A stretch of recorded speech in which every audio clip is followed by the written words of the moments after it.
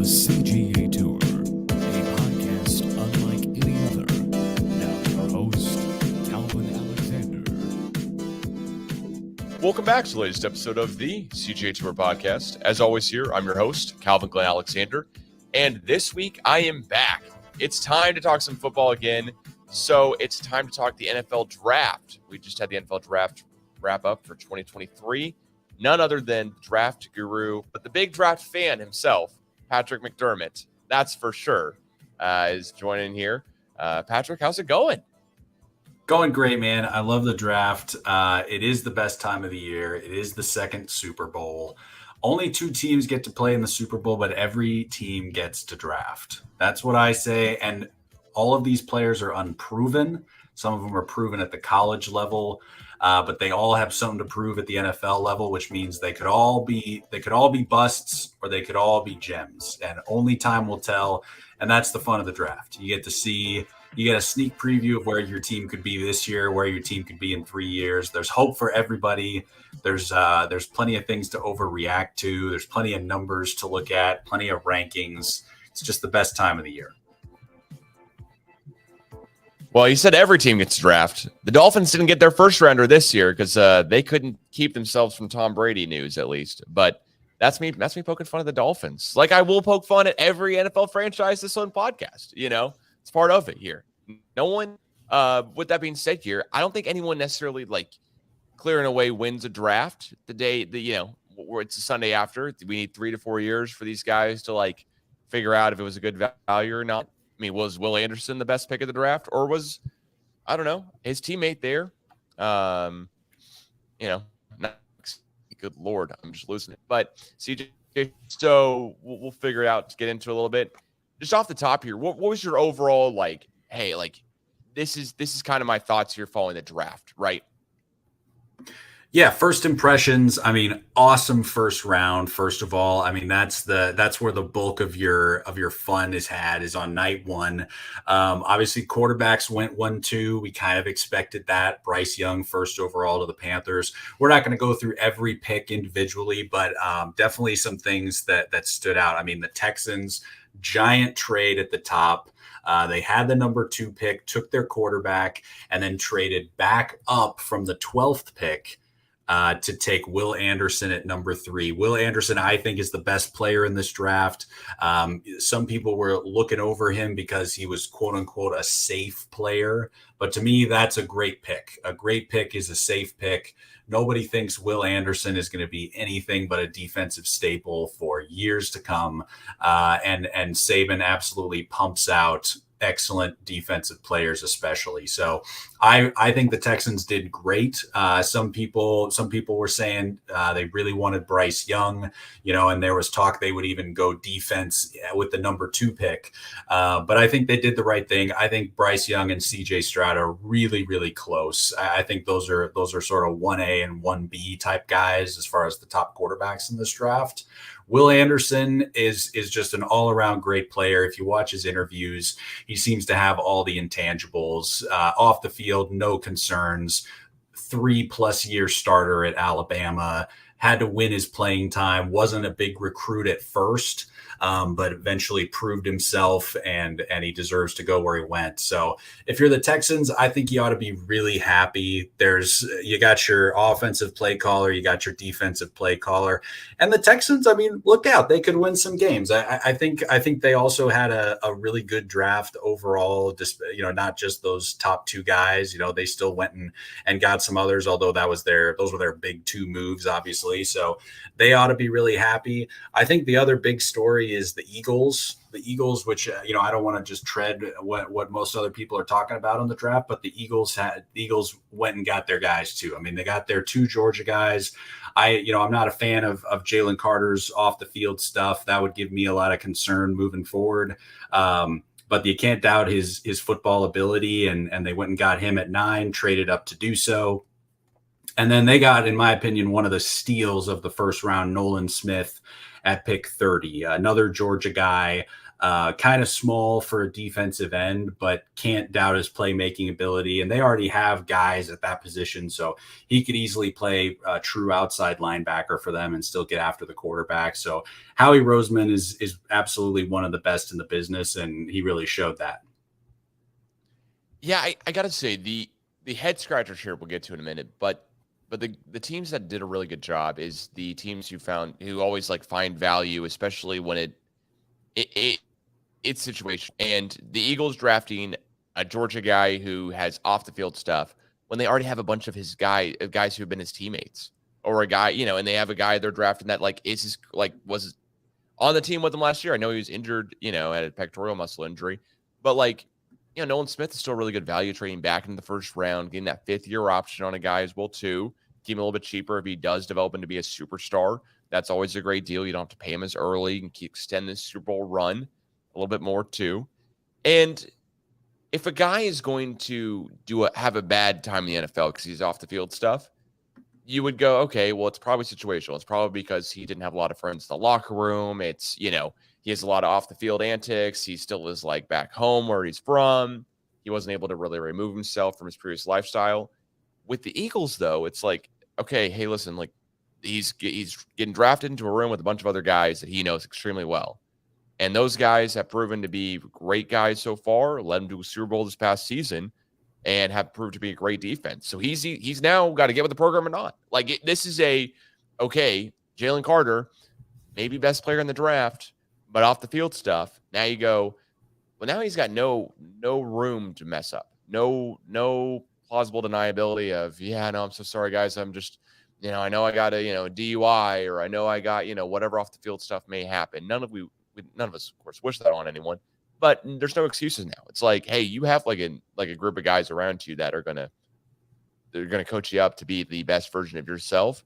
And if you can't get it with the program, then it's a huge bust. But it was going to be no matter what. Then, there's no room. And then not only is he with former teammates, he's got veterans all over his position group. He can learn from guys like Fletcher Cox and Brandon Graham. This is one of the best defensive fronts in the NFL already. And adding Nolan Smith and Jalen Carter, I mean, I agree. Good to travel in pairs. I hope those guys are close. I hope they can keep each other going. And Nolan Smith has dealt with injuries, so he may see limited playing time his rookie year, but hopefully still make an impact.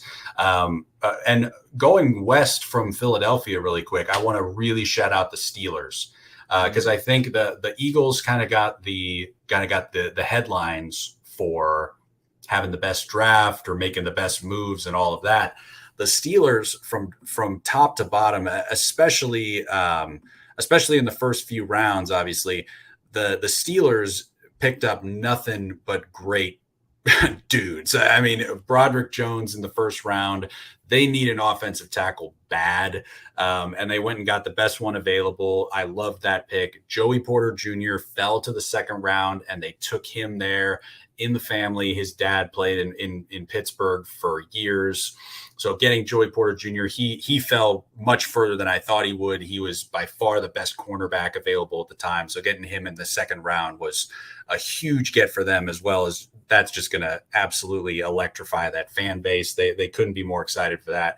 Keanu Benton out of Wisconsin, defensive tackle, another great pick for them. And the other Georgia guy that I wanted to talk about, they got Darnell Washington in the third round, the tight end, 6'7", 270 pounds, just an absolute monster.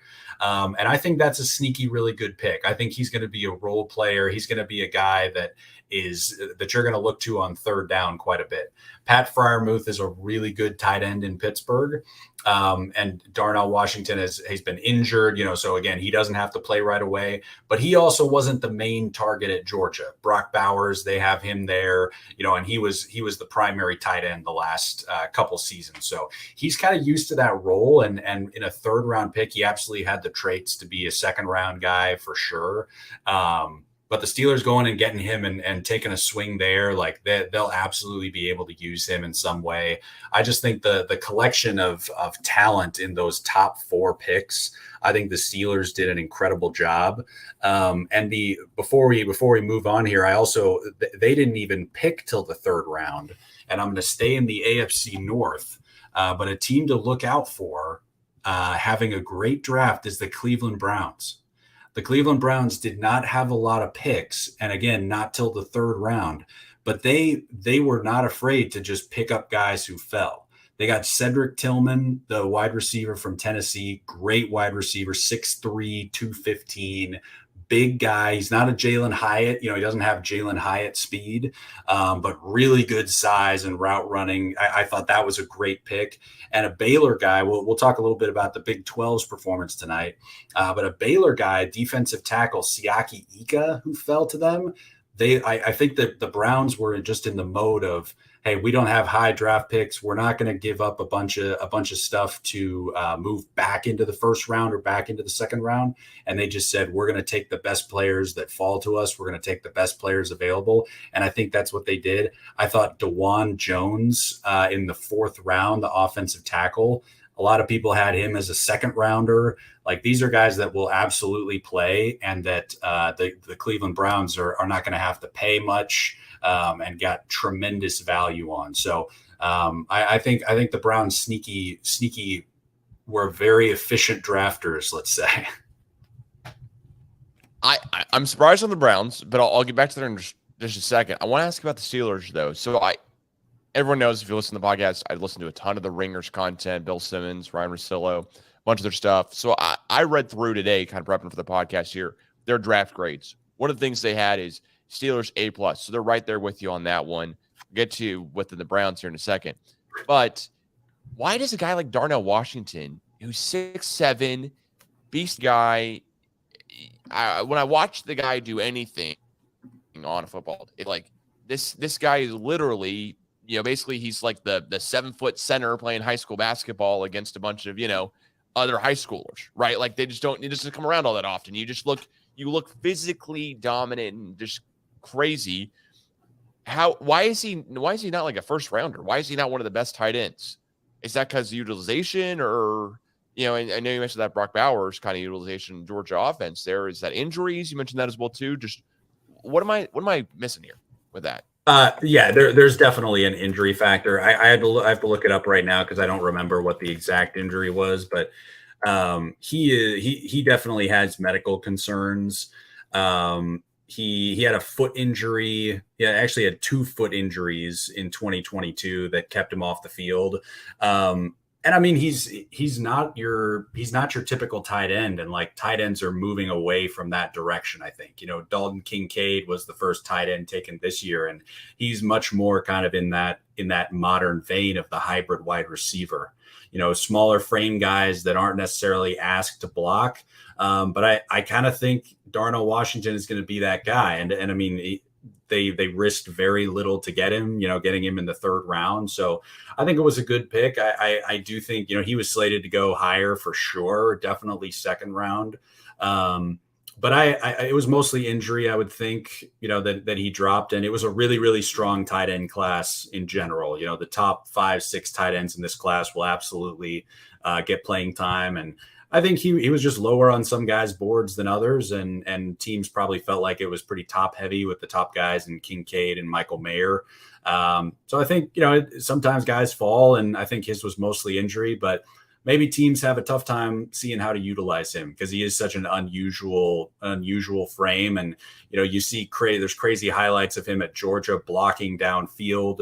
He'll pick up a head of steam and absolutely flatten a defensive back, if he gets in his way. And same thing with run after the catch. Freiermuth is absolutely your top guy, and he's a solid tight end. I think Freiermuth could maybe be a top, 5 or 6 tight end in the league if he is productive, in the next couple of years. But yeah, I like Darnell Washington a lot. I think an A+ grade for the Steelers makes a lot of sense. Do you remember what the Ringer gave the Browns?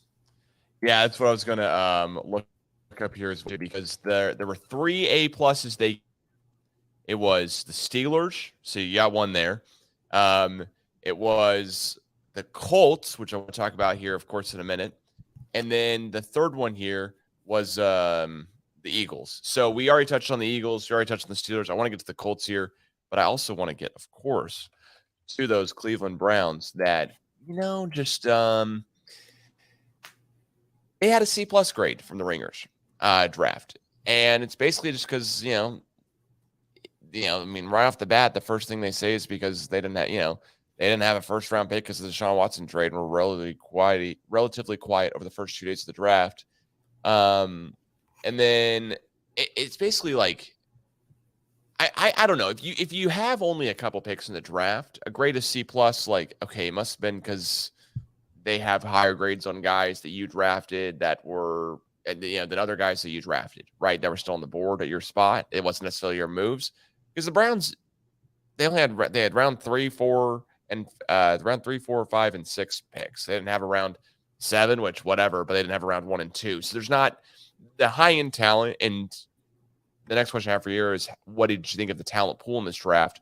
But the high end talent they had just wasn't all that great. I do think, again, Dorian Thompson-Robinson is a weird move for a team that needs to fill some gaps. Now, granted, they got him in the 5th round. I'm not going to criticize him too much for getting a quarterback in the 5th round. To the Chargers drafted a quarterback, right? Like, guys, teams, how many years in a row did the Patriots?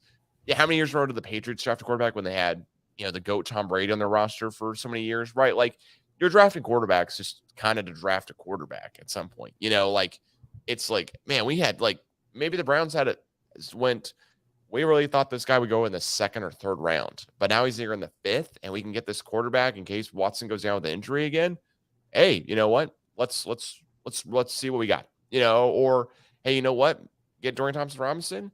Maybe he makes camp. Maybe he looks like the second best, and then who knows? Maybe another team needs him, and we can all of a sudden wager where we can get a first rounder next year. There's just so many possibilities here with this. With that being said, though, I do want to ask you about this talent pool. I was watching the draft, listening to a lot of coverage, and a bunch of it was, yeah, there's a lot of guys who are good, but, can't believe this guy got picked. I had him graded 40, and he's getting picked 12.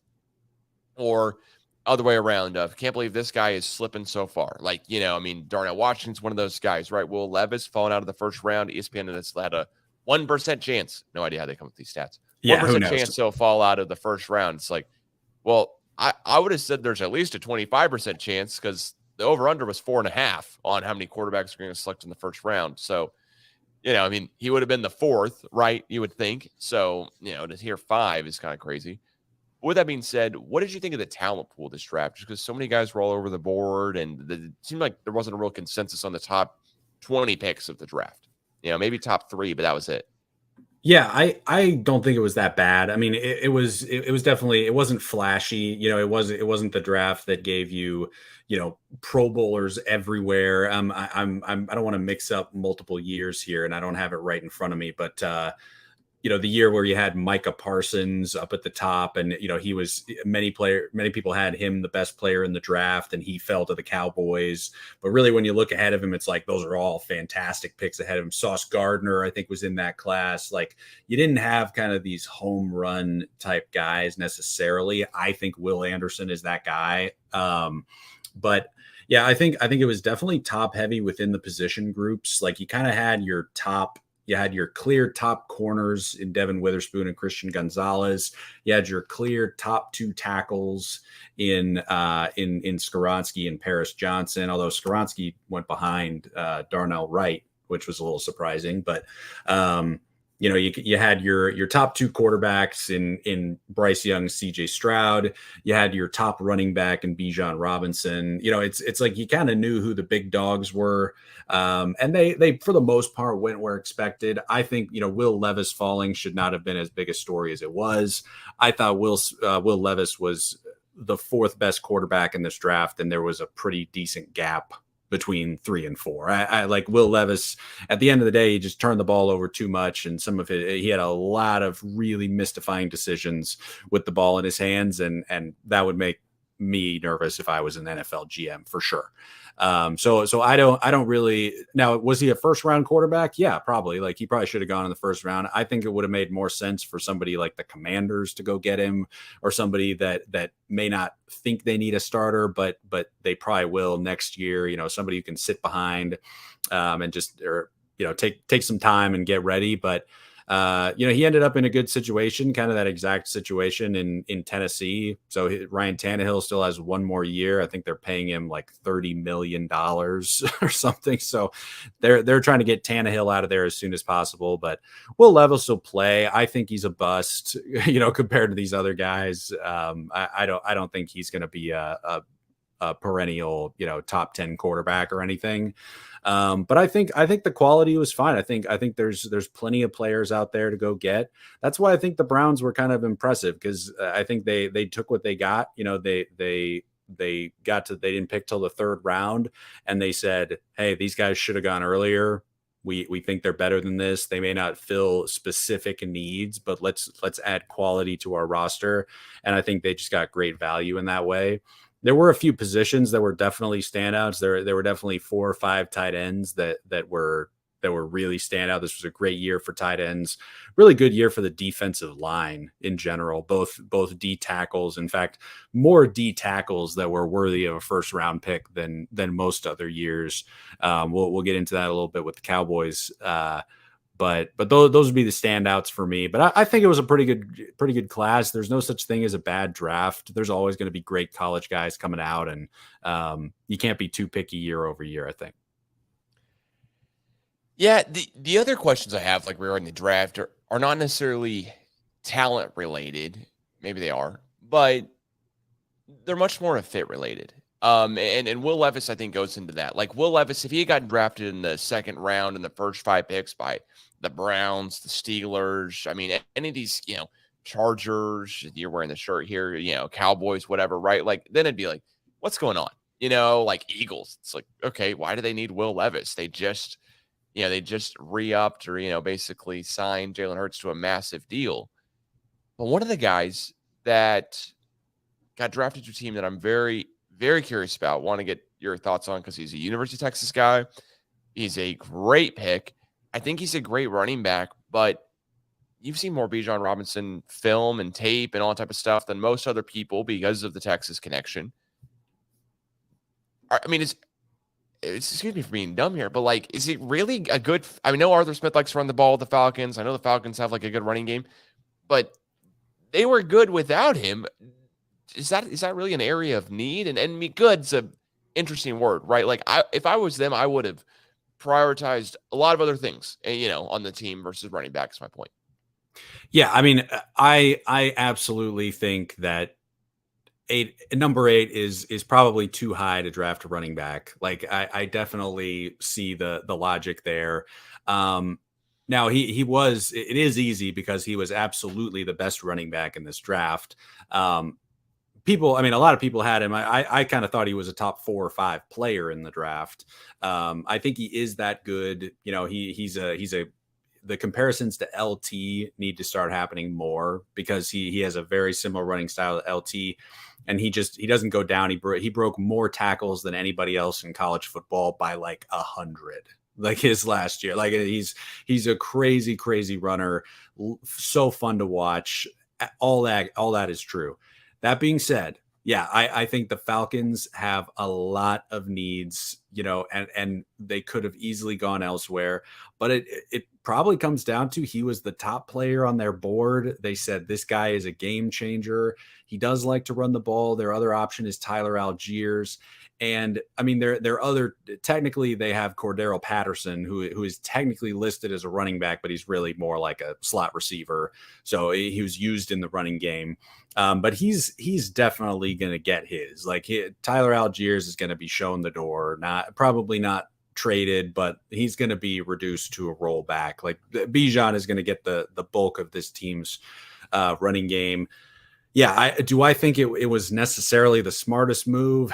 Maybe not. I definitely think he's a good enough overall player to get at 8, but also, I mean, I'm pretty sure Algiers was a 1,000-yard rusher. Like, he works with that system, and So yeah, I mean, I can't fault him for the pick. I thought the Lions pick of Jahmyr Gibbs at number 12 was even more head scratching because that was a pretty big reach on a guy who definitely would have been there, considering they had the 18th pick also. You know, you have to think Jahmyr Gibbs would probably still have been there at 18. They still could have gotten him.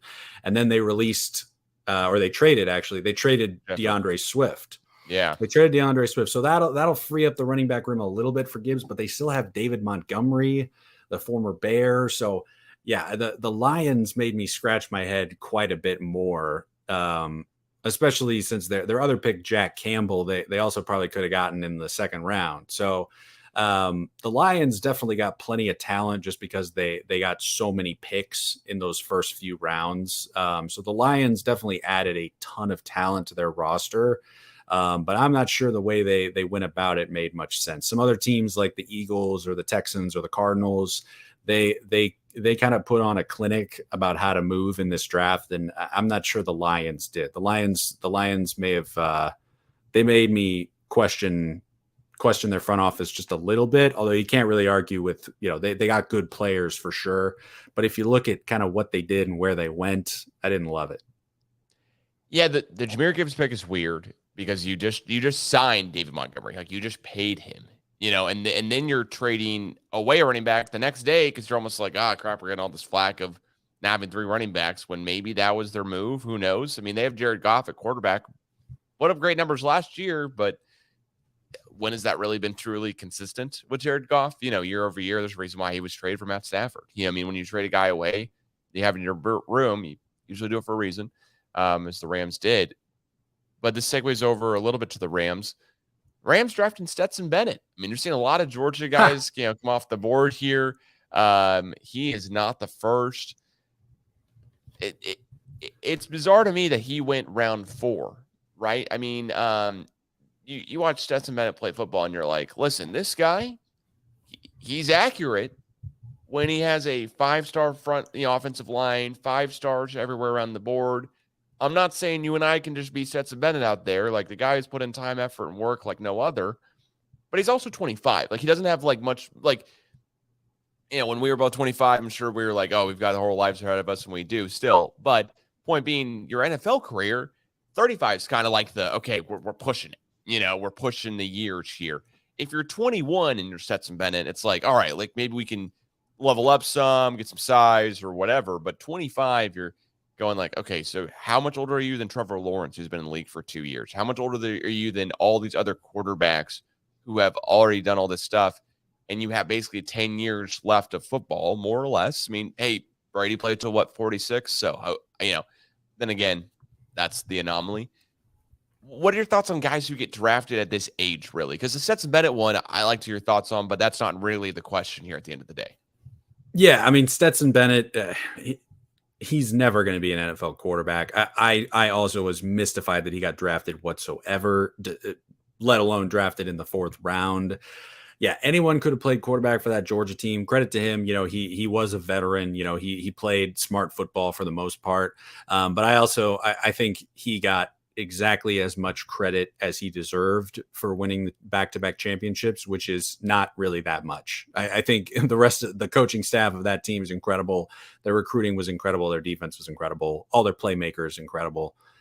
Not so much him. So and the Rams, I think it speaks more to the Rams maybe than it speaks to Stetson Bennett. The Rams, they don't build through the draft. They never have. They weren't going to start building through the draft this year. So I think they take flies on guys. They probably had somebody in the room, maybe even their GM, who was like, Stetson Bennett is worth having in our locker room. He's worth having in our quarterback room. That's probably what happened. And I agree. I think he was there in the 5th, 6th, 7th round. Like, I don't know who was taking Stetson Bennett. It was crazy, though. I think this was the most quarterbacks taken in a draft in history. And a lot of people saying that's kind of the Brock Purdy effect. Brock Purdy is 7th rounder, now a starter for the 49ers in an emergency last year, but now looks like he will probably start for the 49ers, and other teams are really jealous of that. And it kind of a 7th round pick, a 5th round pick, a 6th round pick, it costs you nothing as a team, essentially. It's a roster spot. You get guys with upside. You get guys who can, who you think might elevate themselves. And I guess they thought Bennett was that guy.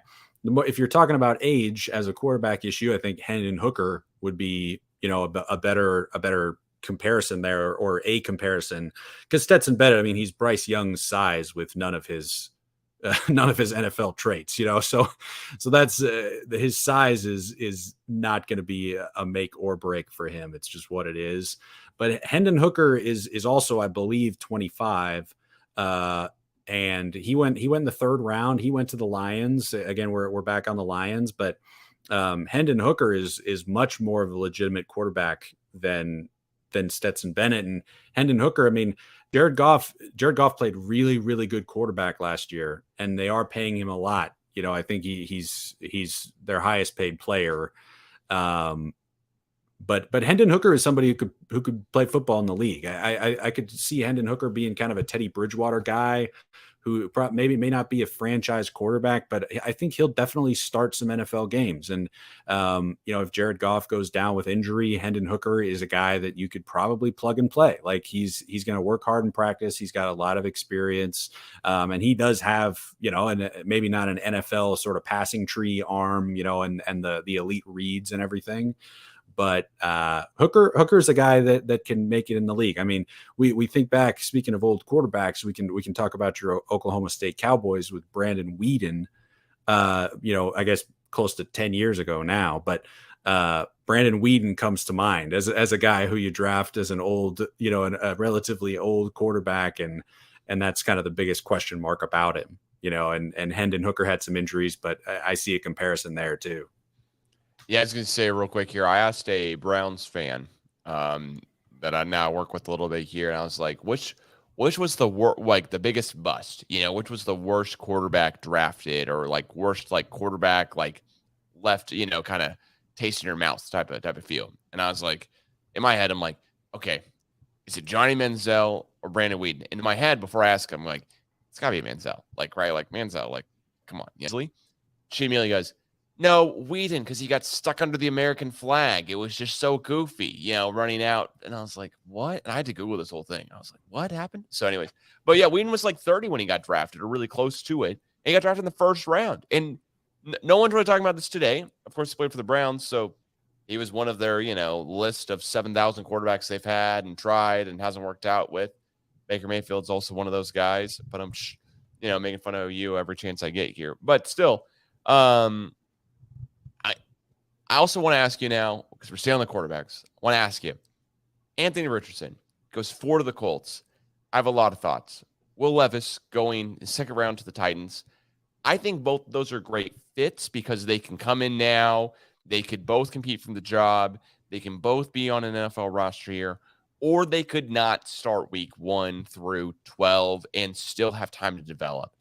But pick number 4 overall for the Colts, they're kind of one of these teams that we talk about, like the Falcons, where I'm like, really? The 4th pick? You guys got a lot more stuff to worry about than just quarterback.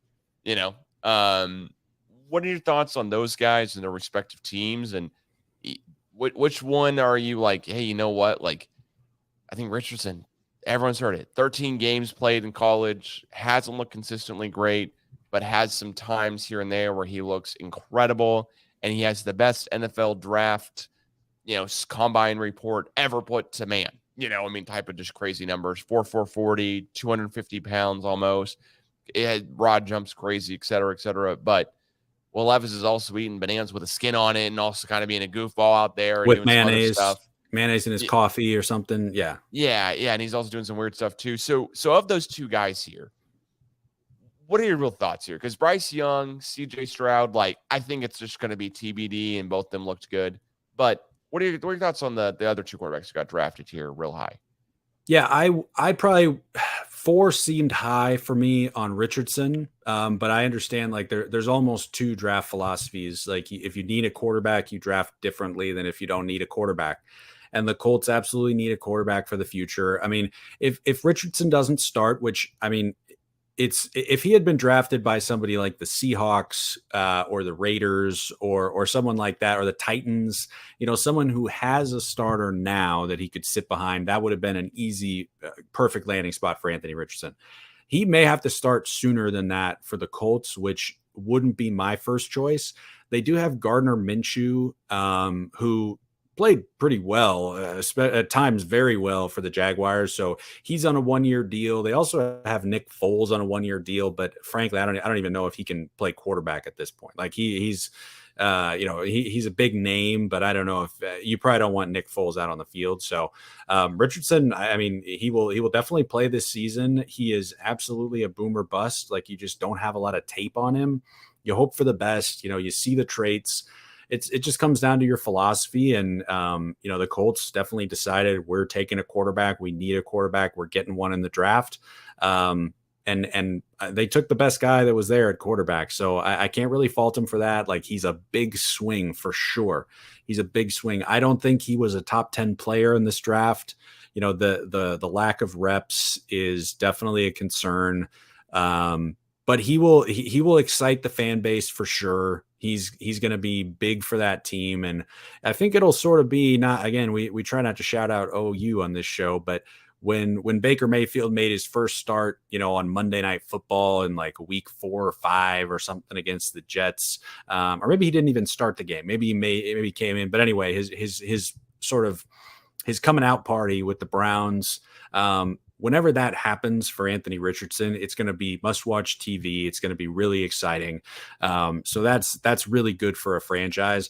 Will Levis, I could take or leave whether or not he should be a starting quarterback. I mean, he going in the second round is a really, I mean, it looks like a really good move in hindsight for the Titans, because they could have easily taken him with the 11th pick.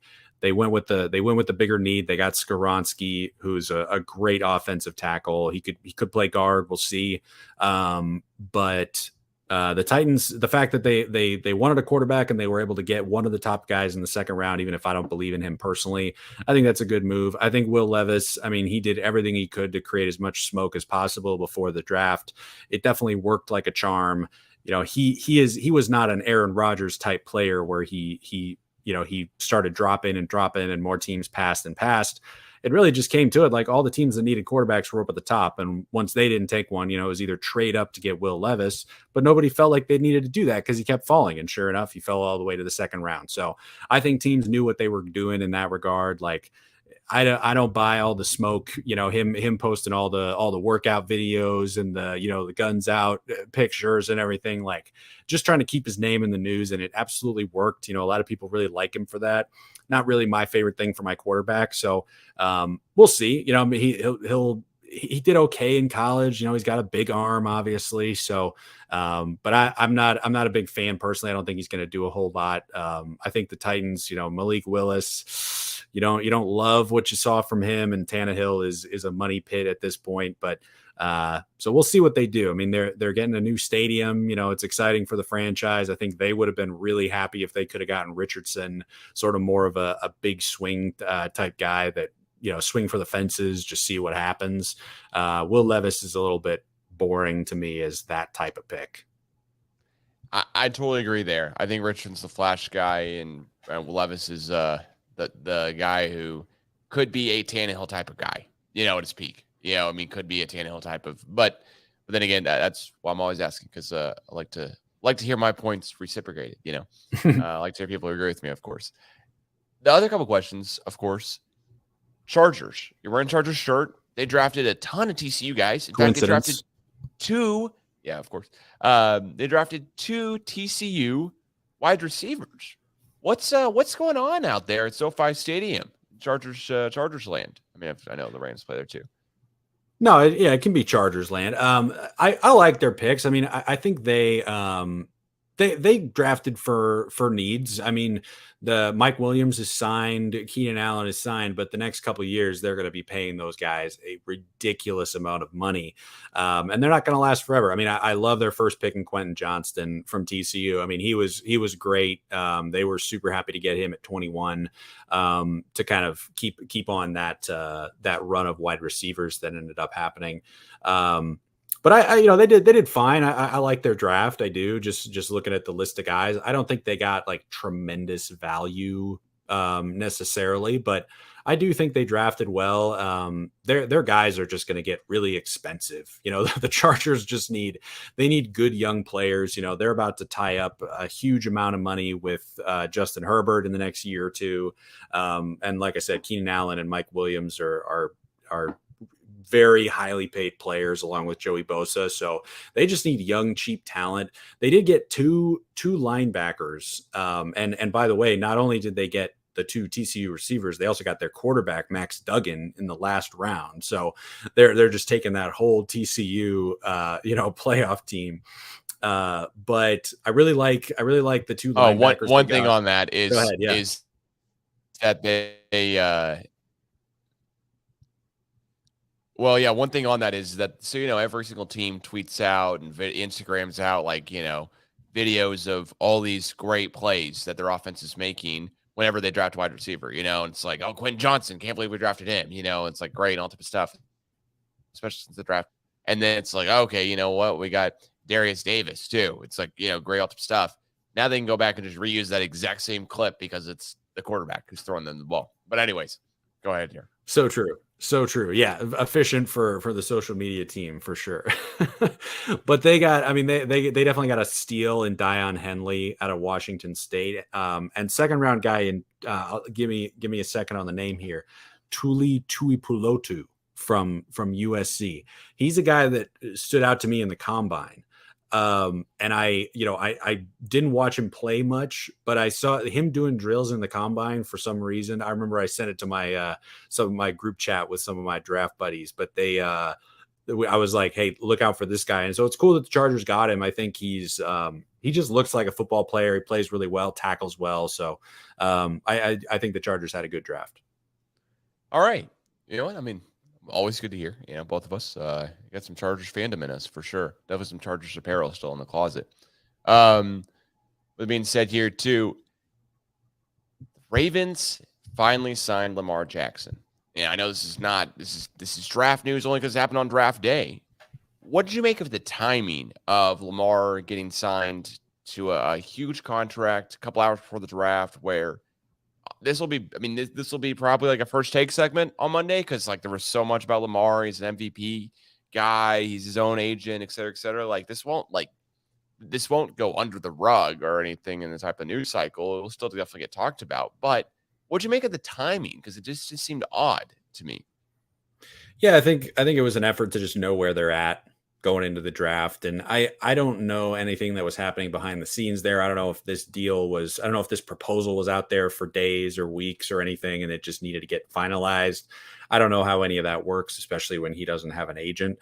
But I think, it's the right move. You really can't let a guy like that walk and start from scratch. Essentially, you'd really hate to do that. And I think he's earned the money. I don't love all the talk about them as Super Bowl contenders, just because this happened, because their team didn't change. They just made sure he was going to be around for a while, and now they don't have as much money for other guys. So I like him as a quarterback. He has the highest ceiling, and it's too late in his career to talk about him, having a ceiling and a floor, really. We kind of know what he is, but on a week to week basis, his ceiling is about as high as anybody in the league, except maybe Mahomes. He can absolutely be that clutch guy. He could run for a game-winning touchdown. He could throw for it. You never know when he has the ball, and I think that's worth paying for. You can't, they got some really good years out of him on a picking him with the last pick in the first round. So they bought themselves a lot of time to get this done, and they used it. They used all of that time, and this is why they traded up into the first round to get him 5 years ago. So they had time to get a deal done, and it came right down to the wire, but they got it done. So do I see them as a contender in the AFC? Sure, but they are in a really tough division. You're playing the Bengals twice a year, which are now at this point we got to accept as a perennial playoff team, Super Bowl contender in the Cincinnati Bengals, and the Pittsburgh Steelers are never bad. The Browns may still be bad. We'll see. They paid all their money to one guy, and We'll see if it pays off. Not so far, but I think the Ravens will compete for sure. The guys they draft, they got Zay Flowers and obviously OBJ a couple weeks before that. So they're going to have the offense. They got veterans on the offensive line too. There's no reason to think they're not going to score a lot of points. But I like it. I mean, Lamar belongs in Baltimore. I think that was the case. I think if he went somewhere else, he'd be starting from scratch. I think it's where he wanted to be. He just wanted to get paid. So good for him. Yeah, definitely good for him. I think the timing's really interesting. But to your point, they know where they're at. They know they didn't need to draft a quarterback and look kind of behind the scenes here. Not that they probably would have that close to the draft or anything, but they know where they're at. I think it's a really good way to put it too. I also want to ask you about the Big 12 in general. I know this is the last year your team's playing the Big 12, but still they're in the Big 12 right now. Want to ask, of the Big 12 talent that's getting drafted, a lot of guys. Texas Tech had a first rounder, right? Like that's kind of crazy. TCU has a ton of guys. They just won a national championship game. Texas has the 8th overall pick. What's your thought process on like how guys in the Big 12 are getting evaluated in the draft? Is this kind of like, hey, NFL teams are still seeing a ton of talent in the Big 12, or maybe not, or is there kind of even really a stance here on it? Because hey, I'm going to be a Big 12 fan because I'm an Oklahoma State fan for this foreseeable future. So I'm going to be really looking forward to at least that part of it here going forward. And Oklahoma State had 2 guys get drafted. It's more than 0, but still not great. And we'll always want to get more guys, see more guys get drafted year over year. So what's your thought process here? I mean, the Big 12, it's behind the others, I think, unfortunately. But I think it's super positional. I think wide receivers coming from the Big 12, like especially these OU and TCU guys, like these are great players. I mean, you got CeeDee Lambs and Hollywood Browns, and like these are high draft picks at wide receiver. I do think like to your question really kind of came into play at the top of this year's draft, actually, in the pass rushers, because Tyree Wilson went to the Raiders at number 7. That was the highest Big 12 pick, and that's a huge deal, I think. But I'm glad he didn't go higher. There was talk of the Texans going with him at 2. And turns out they got Will Levis at 3 at the same position, or not Will Levis, but Will Anderson, excuse me.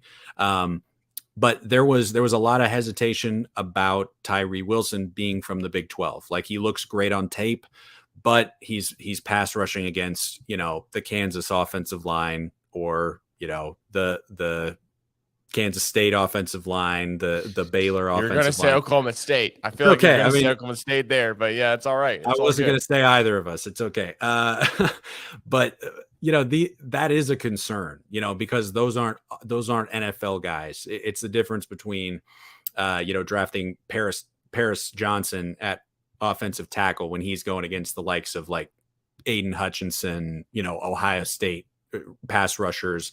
There's definitely a positional difference when it comes to the conference you're in. And Tyree Wilson's a big deal though, because he still went 7 overall at a defensive position that the Big 12 does not exactly pump out. And Tyree Wilson was also a 3-star recruit from a small town school. Like that's a huge testament to developing guys for the next level. So the Big 12 can absolutely do that. And I mean, the teams that they're adding, UCF has guys drafted, Houston has guys drafted, Cincinnati has great players drafted. I mean, Sauce Gardner coming out of Cincinnati was a big deal. So I do think those are schools that, even though they're not, they're not always knocking on the door of a college championship, they still develop guys for the next level. So I don't think the Big 12 can be written off. It's no SEC. Nobody thinks it is. But I think NFL teams are smart, and I think they know the strengths of these guys. And I think they look at the wide receivers, they look at the D-backs. There's plenty of athletes. There's plenty of athletes in the Big 12. But they don't have as many of these NFL body type guys, with the SEC pass rushers, or Big 10 offensive linemen. That's not the Big 12 strong suit. All right. Well, the thing that stood out for me from the draft more than anything else is, you mentioned earlier, and I don't want to skip it, basically, is the amount of quarterbacks. 14 quarterbacks get drafted this year. It does set a record. It's a huge number. why do you think? I mean, is that really the Brock product?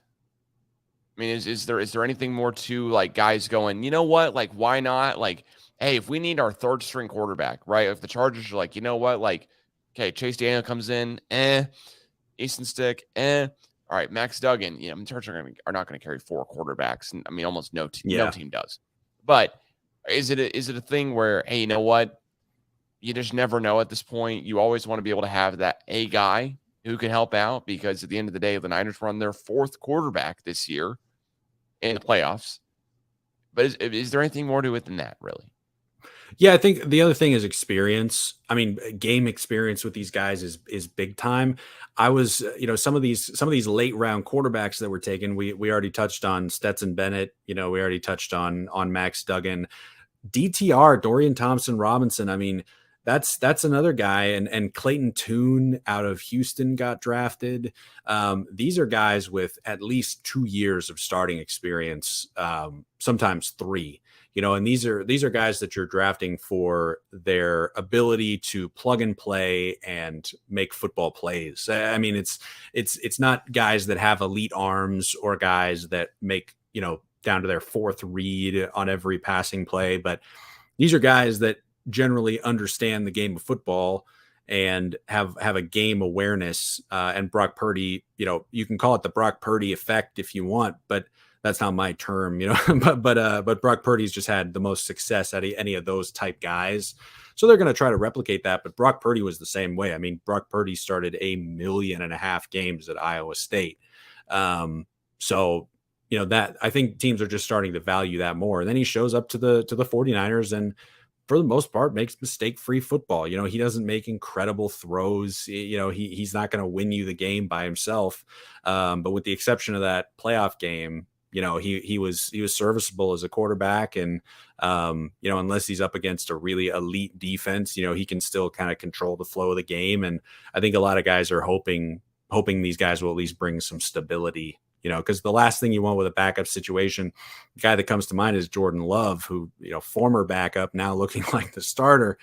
Jordan Love, when he gets put in a game, it's like, okay, this guy played 1 season at Utah State, and now he looks completely lost on a football field after sitting on the bench for 2 years or 3 years or whatever. So there's something to be said about a rookie quarterback that just came off of multiple years of high level college football. Even if on paper he doesn't have all the measurables that you want, he can do a job. Gotcha. All right. Well, also got to ask you the Dallas Cowboys question of the room. I know it's the team that you and I both grew up rooting for, more or less, right? Younger years for sure. What do you think of their draft? I mean, is there a lot to go off of here? They got Deuce Vaughn. They got the heartfelt story because his dad is part of the team. So his dad gets to call him and tell him, hey, you want to come to work with me on Monday? Like if you're not tearing up from that one, then you have no heart whatsoever to speak of, right? But besides that one, what are your thoughts on like the Cowboys draft here? I want to cater to the audience a little bit, curious, listens to the podcast too. Yeah, I mean, their first round pick was a little bit of a head scratcher for me. I get wanting to get an offensive tackle. They went, or a defensive tackle.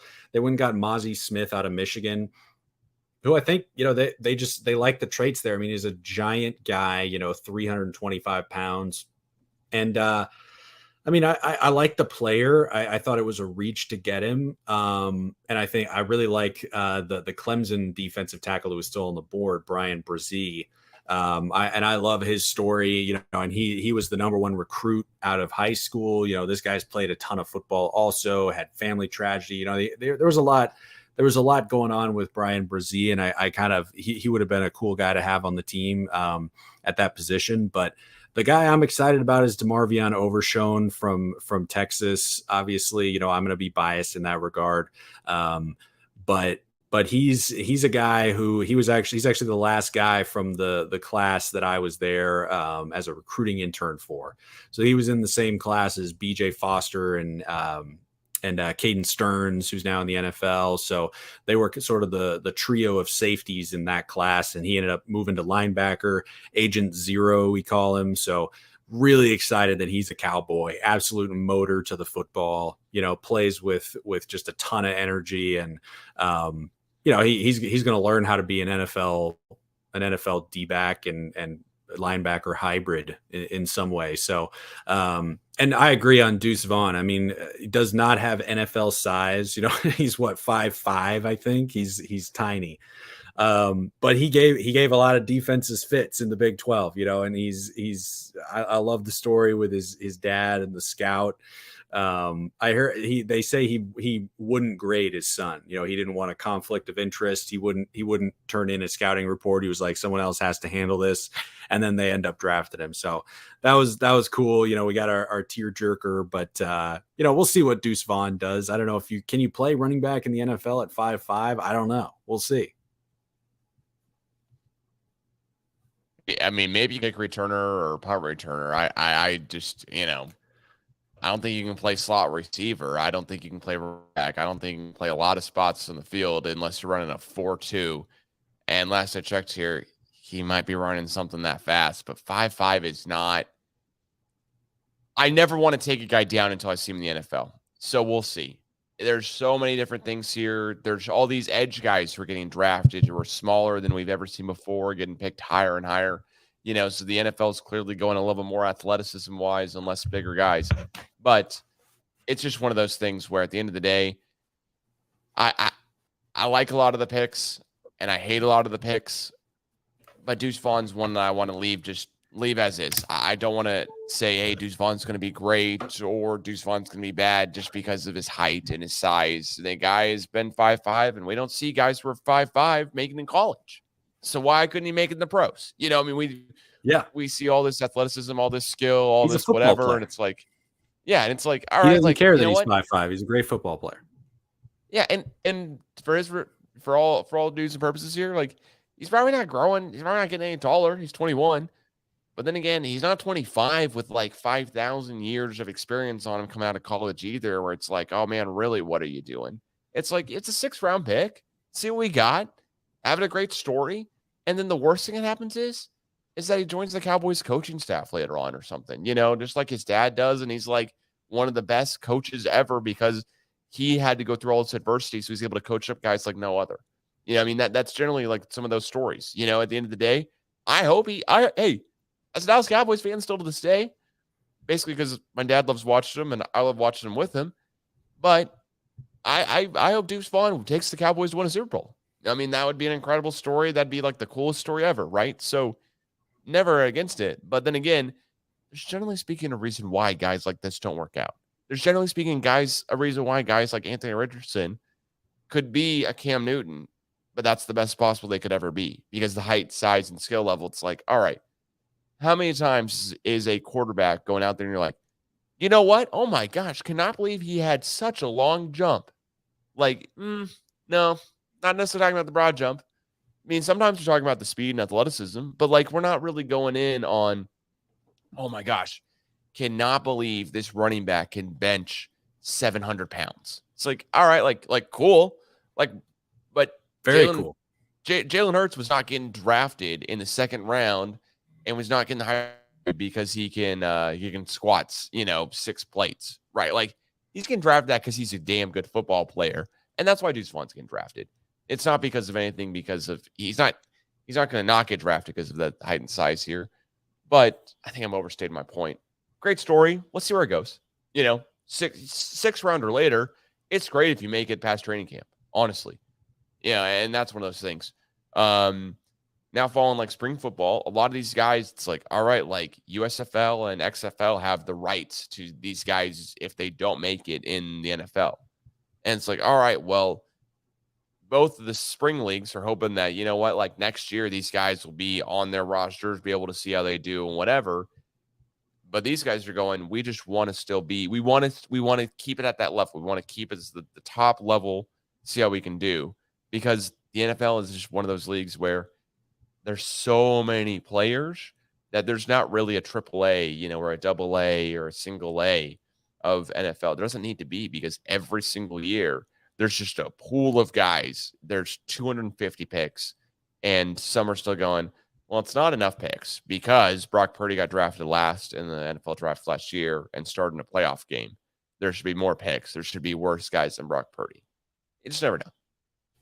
Yeah, you don't know. And I mean, every now and then there's a crossover. I mean, some would argue that, the AAA of the NFL is kind of the practice squads of Yeah. those same NFL teams, the guys who aren't technically on the roster, but some guys get, called up, quote unquote, from the practice squad when there's a need and everything. And it's not a perfect comparison to minor league baseball, but the practice squad is kind of where the guys that don't make the roster, they still have a chance to prove themselves. They're still in the building, they're still in the organization, so that's cool. And then every now and then you got a guy like PJ Walker who will come over from where was he? The US, the XFL, the last XFL, yeah. Mm-hmm. So and then he started games for the Panthers at quarterback. So there's guys that make the leap, and you being with the USFL, like there's always going to be guys that would rather do that and have the only football eyeballs in the spring on them, rather than sit on an NFL roster and wait for a chance to play. So I wouldn't really argue with either decision. I wouldn't argue, if I was a young player, like I would get both opportunities. They both are just that. They're opportunities to prove yourself. You're still gonna have to prove yourself to whatever coaching staff you get you get sent to. But I think ideally these leagues are gonna want guys to come show what they can do. And the rules are similar enough. It's essentially the same game, and there's definitely great athletes out there, and teams need great athletes. So if you can impress on a stage, more power to you. I hope you get a chance. No kidding. I mean, it's one of those things that I don't know if I could ever be an NFL scout. There's so many things going to each individual position. It's just incredible. And hats off to everyone who drafts scouts, because at the end of the day, I think the Raiders GM went on the Ryan Russillo podcast not too long ago. And it was when he picked, I believe, 4th overall. I think it was Calais Campbell, I want to say. Cleveland Farrell. Cleveland Farrell, thank you. But it's the same draft as Max Crosby. And the deal is hey, if the Raiders had picked Cleveland Farrell in the same spot they picked Max Crosby, we're probably not talking about him as a huge bust. But you just never know. Instead, if you switch those guys' spots, it's like, oh my gosh, great draft pick. They got Max Crosby, even though it's a number 4. So I wonder in a year from now if we'll be going, they drafted Anthony Richardson 4. How do we talk ourselves into that guy? Or will it be, oh my gosh, Will Levis is not going to play in the NFL? Because I think that's right where we're at with Malik Willis right now. Of back-to-back years, you draft a quarterback. Not the greatest sign for your team. Not the greatest sign, especially when you almost make the playoffs 2 years in a row. So. Yeah, you want one guy. I know you're a big predictions guy. Yeah. But this is and I hate to, I hate to shout out the Aggies too much. The Longhorns had a great draft with Bijan going on the top. That's the best thing, that we've sent to the NFL in some time. So that was great to see. If there's a guy that inexplicably fell a very long way that I think will be an NFL starter in the 5th round, the Jaguars picked up Antonio Johnson, a defensive back from A&M. Go watch this guy play. I love everything I see from this guy. He absolutely has a nose for the football, planting guys into the ground. You see him giving 100% effort on every play, which I love to see. A lot of guys take plays off. Antonio Johnson, I think, is the real deal. I don't know why he fell so far. Credit the Jags for taking a swing on him, but that's my hidden gem of this draft. The last ones that I've given out post draft in the past, still waiting on them. So don't listen to me. But Antonio Johnson is my crazy value guy that a team recognized. So there's my little prognostication for the future. Love it. Well, I'm going to shout out 2 guys, the 2 Oklahoma State guys, and invite them formally to join on the podcast anytime they're free. Jason Taylor II got drafted in the 7th round by the Los Angeles Rams. Hopefully he has the best NFL career ever, proves every single person wrong. He had so many big play moments for Oklahoma State where he blocked a field goal to win in Boise State. Incredible play. Blocks it with the tip of his glove. He runs back a weird fumble kind of interception deal to beat K-State, again, at K-State for Oklahoma State as well. And those are just some heartfelt, great memories I have watching those games with my dad. Like, Jason Taylor is the man. And the other guy, Tyler Lacey, gets drafted in the 4th round by the Jacksonville Jaguars. Even though as a Chargers fan, the Jaguars really ripped out my heart in the playoff game last year. I'm hoping that Kellen Moore can fix that a little bit here as the Dallas Cowboys 2 Los Angeles Chargers offensive coordinator here. But Tyler Lacey getting drafted by the Jaguars. Props to him and props to all the Cowboys in the league. Anyone ever want to join the podcast here? Patrick, I'd love to interview you, talk to you a little bit, quiz him a little bit just about what makes him, what makes you tick, what got you into football. You know, all the softball questions we can to make you look the best here and get all the good sound bites here for social media. But with that being said, Patrick, thanks so much for joining. Got to have you back on here again soon. Got to talk some baseball. Baseball season's fully underway. You know, talk about those Houston Astros that I think you're still a fan of, right? Absolutely. How are they doing? They're doing fine. They're doing fine. It's early, you know, about 500 right now. We're playing the Phillies right as we speak, a little World Series rematch. So they're going to be fine. We'll see you in October. Well, we hope to see you in October as well as the Padres. We're now 1 game over 500 after basically having our own home run derby in Mexico City here at 7,000 plus feet in elevation. So that being said, please follow us on Twitter and Instagram for more if you're not already. And Patrick, thanks so much for joining. Catch you guys again soon.